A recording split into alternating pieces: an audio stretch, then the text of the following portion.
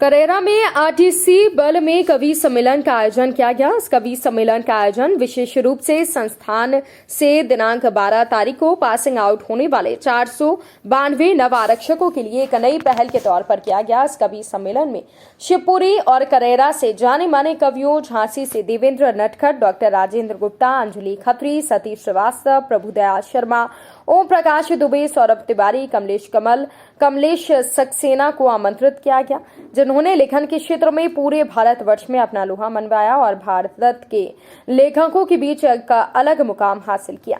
इस कार्यक्रम में अंजलि खत्री के द्वारा लिखित काव्य संग्रह उद्गम का विमोचन किया गया। इस उद्गम के विमोचन के दौरान तमाम लोग उपस्थित थे। इस उपलक्ष्य पर दृष्टिपुत्री केके कमल, जो कि कक्षा 3 की छात्रा है, उसके द्वारा एबेकस में राष्ट्रीय स्तर पर 7वां स्थान प्राप्त किया गया है, उसे सम्मानित किया गया।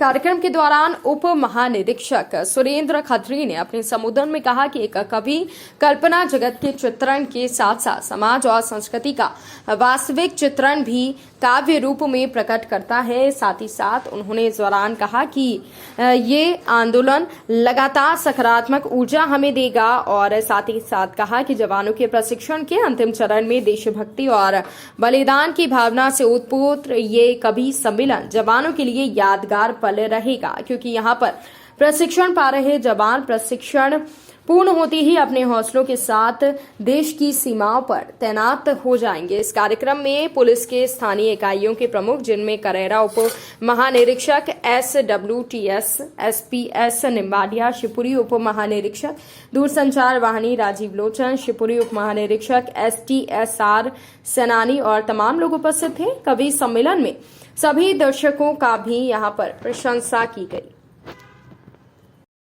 हम दुनिया के नींव के पत्थर, हम दुनिया की नींव के पत्थर, मत समझो तुम हमको फूल। एक नारी मन के उद्गार हैं ये। हम दुनिया की नींव के पत्थर, मत समझो तुम हमको फूल। नव निर्माण हमी से होगा, नव निर्माण हमी से होगा, यह भी मत तुम जाना भूल। और कहते हैं ना, जिस तरह एक भवन का निर्माण होता है तो भवन में हमें चूना, गारा, ईटा, पत्थर सबको समर्पित करना पड़ता है और तब एक हम सुंदर भवन का निर्माण कर पाते हैं। उसी भगत सिंह के आपस की बात है दोस्तों, बस 2 पंक्तियों की बात है। 8 पंक्तियों की पूरी कविता है और कविता आप सबको समर्पित है। कहता हूँ कि चित्तर बोले भगत सिंह से मान ले बेटा मेरी बात, चित्तर बोले भगत सिंह से मान ले बेटा मेरी बात, कल होना है फांसी तुझको कर ले गुरु वाणी का पाठ। चित्तर बोले भगत सिंह से मान ले बेटा मेरी बात, कल होना है फांसी तुझको कर ले गुरु वाणी का पाठ। तो हंसकर बोला सिंह बांकड़ा देर हो गई दादा, हंसकर बोला सिंह बांकड़ा देर हो गई दादा, 2 दिन पहले कहते शायद पूरा करता वादा। 2 दिन पहले कहते शायद पूरा करता वादा, और कल होना है फांसी मुझको, आज गुरु को याद करूं, ऊपर वाला समझे शायद जीने की फरियाद करूं। पतंगे ने कहा कि वाती क्या बात है, आज भी तू रुक रुक के चल रही है। पतंगे ने कहा कि वाती क्या बात है, तू आज भी रुक रुक के चल रही है। तेरी सांस इमरजेंसी वार्ड में पड़े हुए मरीज की तरह चल रही है।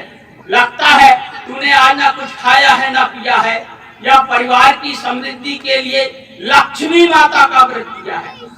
तो वाती जवाब देती है, जवाब सुन लेना।